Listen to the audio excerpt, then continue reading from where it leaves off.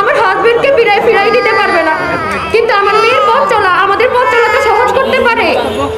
কিন্তু সরকার কেন আমাদের কথাগুলো আমলে নিতেছেন না? একটা হত্যাকারীরও কেন বিচার করতেছেন না? এটা কি সরকারের হাতে নেই? অবশ্যই সরকারের হাতে আছে। আর আমরা শহীদ পরিবার কেন রাস্তায় দাঁড়াই বলবো যে আমাদের এই দাবি ওই দাবি? প্রশ্নই আসে না আমাদের বলার। যদি সরকার আমাদের সাথে থেকে আমাদের দাবিগুলো পূরণ করে দিত, আজকে আমি কেন আমার বাচ্চা নিয়ে প্রেস ক্লাবে থাকবো? আমি না শহীদের ওয়াইফ? ওনার দরজায় তো গেছিলাম, ওনার ডক্টর ইউনূসের দরজায় পর্যন্ত গিয়েছিল কয়েকজন। আমি ওই জায়গায় যাই নাই, ঠিক আছে, কিন্তু অনেকেই গেছে, ফিরে আসতে হয়েছে। 10 জনের সাথে কথা বলার মতো অ্যাবিলিটি কি ওনার ছিল না? 10টা মিনিট ওনার হাতে টাইম ছিল না যে কথা বলার জন্য? অবশ্যই ছিল। আমরা চাই না রাস্তায় থাকতে, রাস্তায় নামতে, কিন্তু আপনারা সাংবাদিক ভাইরা যারা আছেন, আপনারা চাইলে অনেক কিছুই করতে পারেন।